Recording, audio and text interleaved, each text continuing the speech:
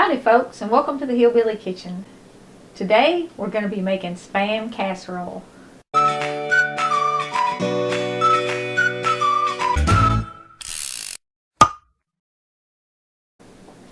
Now I'm filming this video just a few days before Easter 2020 with the fact that food shortages are a very real part of life in mind.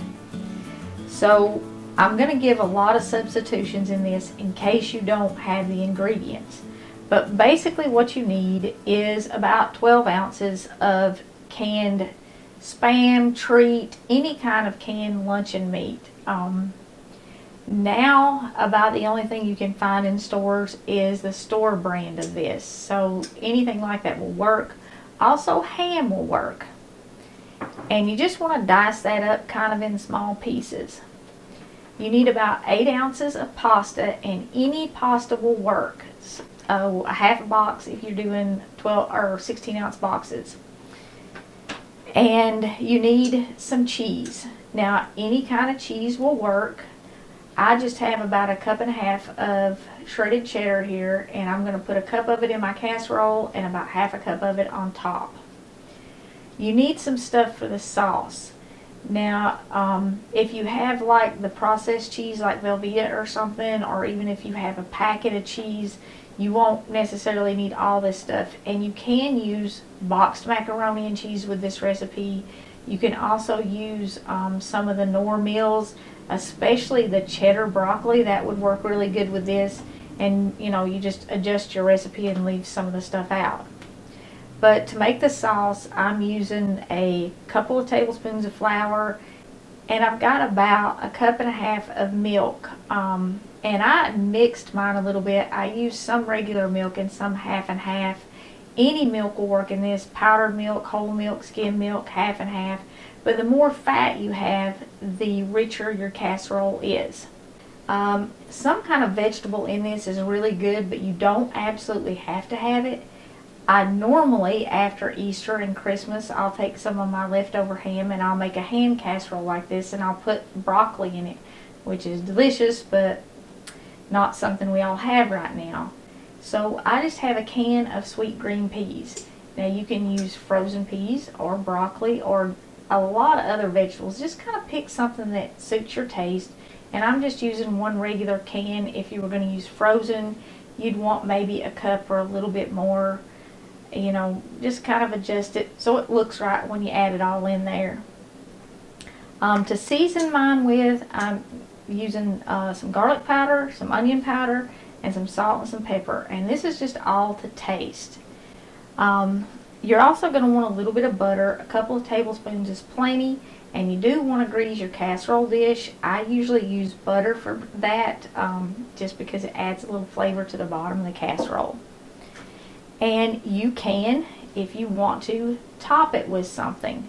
In another video, I put some of these French fried onions on the top of my casserole. I really like those. They add a little bit of crunchy flavor to the top of the casserole. Also, cracker crumbs. We talked about croutons, crushing those and using them on top of a casserole to add a little flavor. Just whatever you like, put a little on top of it. So let's get over to the stove and get started. Now the first thing I'm going to do is I'm going to put just a little bit of butter in my pan. And then I'm going to add my Spam to the pan. When I was doing the macaroni video, I said if you use Spam or Treet or something like that in a casserole, if you fry it a little bit first, it really improves the flavor. So that's all I'm doing here. Okay, I'm going to add my pasta to my boiling water that I have salted. I said I like salt in the water, and you always want to make sure you wait until your water is at a full rolling boil before you add your pasta.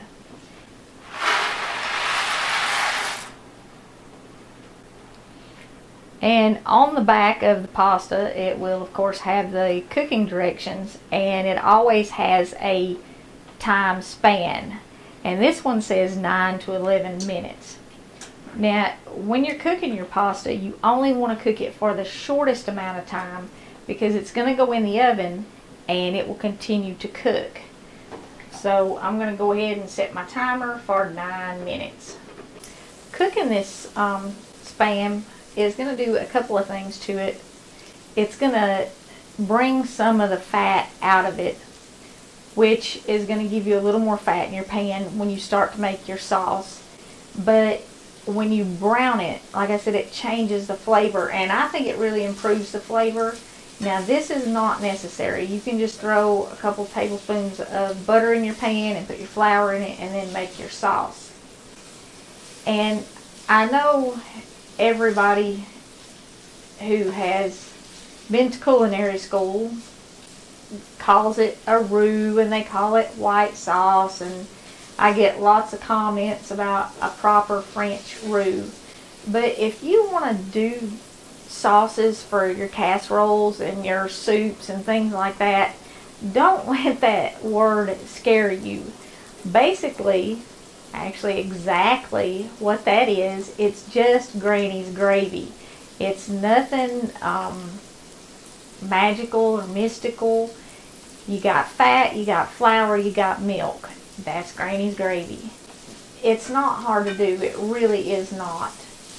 The only real big tip that I haven't already said in a video 100 times because I just didn't think about it is when you add your flour into this, you want to cook your flour just a little bit, because if you don't cook it and then you get your milk in it too quick, it can kind of still taste like flour.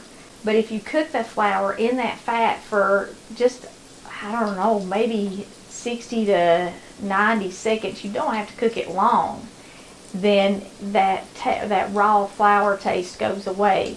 And I'm sorry I hadn't already said that, but sometimes you do something over and over and over and you don't necessarily think about every little detail.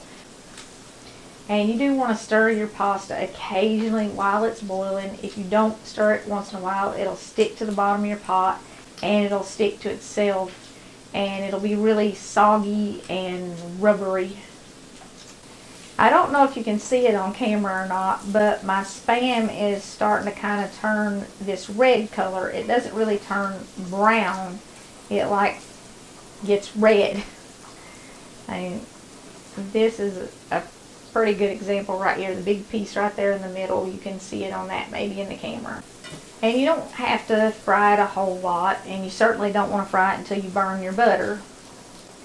And I'm going to go ahead and sprinkle a little onion in here and a little garlic. Actually, a little garlic and a little onion. There's the garlic and the onion now. This is just to taste, and I'm not using much. Probably a 1/4 teaspoon of garlic and a 1/2 teaspoon of onion. Garlic powder is a lot stronger than onion powder in your food, so you need to keep that in mind when you're adding it. And powders are a lot stronger than salts. Now, I never buy the garlic salt or the onion salt, because I want to know how much spice I'm putting in and how much salt I'm putting in. It's just too hard to adjust the flavor and the sodium if you buy the garlic salt and onion salt. So I always try to get the straight powder. But right now you might have to get what you can if you don't have any. Okay, that's about brown enough. I'm going to go ahead and add my flour and just kind of sprinkle it around the pan. You don't have to take the meat out or anything like that. And like I said, if you don't want to brown your meat, you just start with the butter and the flour. And this is what I was talking about, frying your flour a little bit so that you don't have that raw flour taste when you're done. Now, this casserole, you don't have to put it in the oven. You can finish it completely on the stove top. When you get everything cooked, just put your lid on it and let your cheese melt, and that's perfectly fine. But if you put it in the oven, you're only going to be putting it in for 20 minutes maybe, just to brown the top and get everything all nice and gooey, because it's basically already all cooked. I am going to add some salt and some pepper in here. because I want to flavor all of the milk and the flour and everything. The whole sauce of the casserole is going to be flavored with this salt and pepper. And again, it's to taste. If you like other spices too, you can always put other spices in it. Okay, that's my pasta. I'm going to drain it.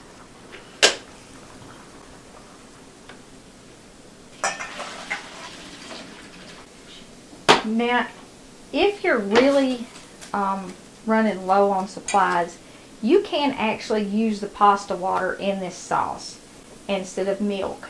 And a lot of people do that. Personally, I like the flavor of the milk far better than the pasta water. And it also adds some nutritional content to the casserole. And my flour's cooked plenty enough, so I'm going to go ahead and add my milk.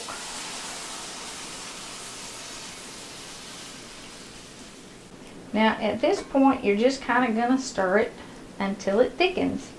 Like I said, nothing magical about it, and it doesn't matter if the meat's in there or not. It doesn't change the process. Okay, it just took literally, I don't know, maybe a minute and a half for our roux to come back kind of to a boil. As it starts to boil, it'll get thick. And you can see how thick it is when I rake my spatula through it. It's the bottom of the pan shows through. So I'm going to cut my stove eye off. Now, if you're going to put it in the oven, you want to preheat your oven to 350 degrees. And like I said, just 15 or 20 minutes because everything is cooked.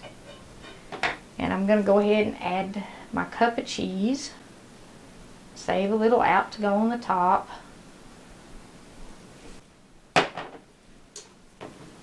Just stir it in to melt it, and you can go ahead and add your peas while you're stirring it. You do want to drain your peas. I wouldn't want that pea juice in here because it would water down all your cheese.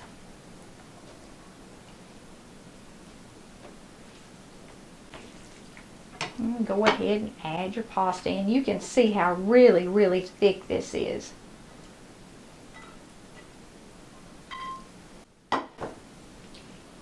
If it gets too thick, like thicker than you want it before you even get it in the oven, you can add a little bit more milk to it. It won't hurt anything at all.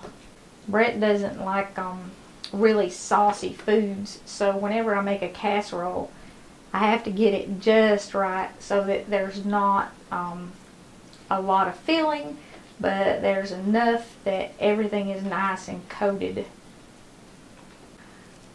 Okay, once you get it all mixed up and everything pretty evenly distributed, if you have an oven-safe pan like this, you can leave it in the pan and just put your pan right in the oven and cook it in that. But if you want to put it in a casserole dish, a 9 by 9 really isn't big enough. I think this is like an 8 by 11. It's kind of a small dish, but it works pretty good with this. If you get a casserole too thin, it just dries out in the oven. So I try to pick a dish that will fit the casserole pretty tight.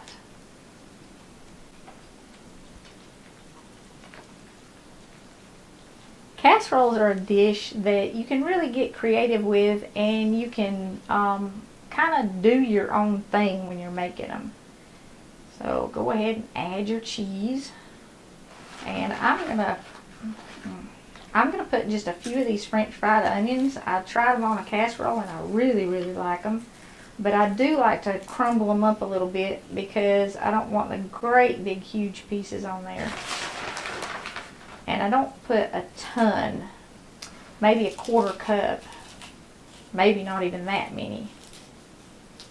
It's just kind of one of those things that you eyeball. And I'm also going to put just a few of these buttery crackers on there. Again, not a ton.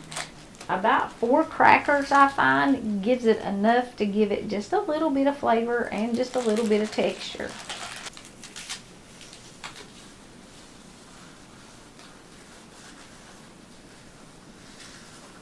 And that's all there is to it.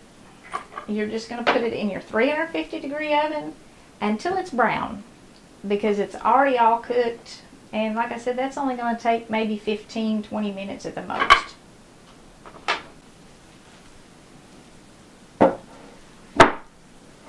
When your casserole gets all bubbly and brown, you can hear it sizzling and bubbling in there. It's done, and that's all there is to it. And you do have some vegetables in there, and you've got some meat in there, and you've got the pasta in there, which will give you the carbs you're craving and the flavor on top. Maybe if you've got something fresh you can eat with it, it's really a pretty good meal. And the flavor that you will get from the canned luncheon meats will surprise you in a casserole.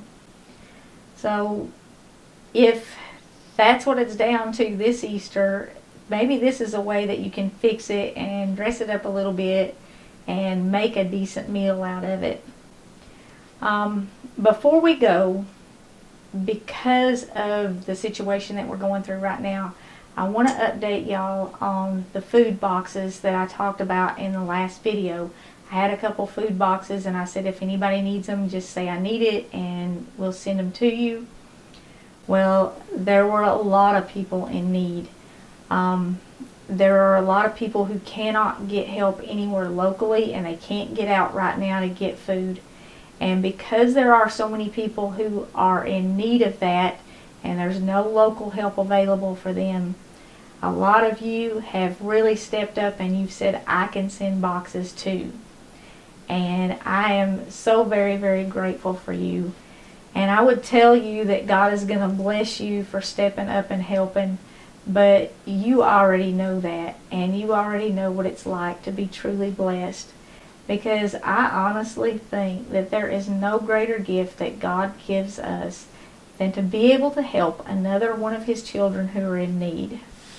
So I do thank y'all for stepping up and helping out with this. If you want to help, leave your email and say I want to help. And I will email you addresses as I get them. If you need food, still leave your address or an email address so somebody can contact you. And in the comment somewhere, say I need. That's how I'm searching them. And as long as you say I need, when I search on YouTube, it will pick that comment up. If you're one of those people who are helping out and you see a comment before I do where somebody says I need, you feel free to go ahead and talk to that person right there on that comment, and I'll click it to let you know that I saw that you were taking care of it. Because if you can take care of somebody directly, it saves a day where I would email you and get them help. Now, I did go shopping and get more stuff, and I have shipped everything out again that I went and got. So it will be a day or two before I can go again and get more boxes ready to go out. But there are people who are sending it out. So if you don't have any way to get help locally, and there's nobody in that's coming to check on you and take care of you, God loves you and He is sending you away. So you just let us know. And, you know, we're here. We want to help. And God's blessing us by allowing us to help. So just let us know. And one of us will make sure that you get something. Hopefully this is not going to last much longer. And until it does, please take care of each other. Pray for each other. Pray for our country. And pray for our world. That this ends soon. And hopefully the things that we've learned from this will not be forgotten for a very long time. Thank you so much for watching. And if you haven't already, please click like and subscribe before you leave. And until next time, remember to put God first.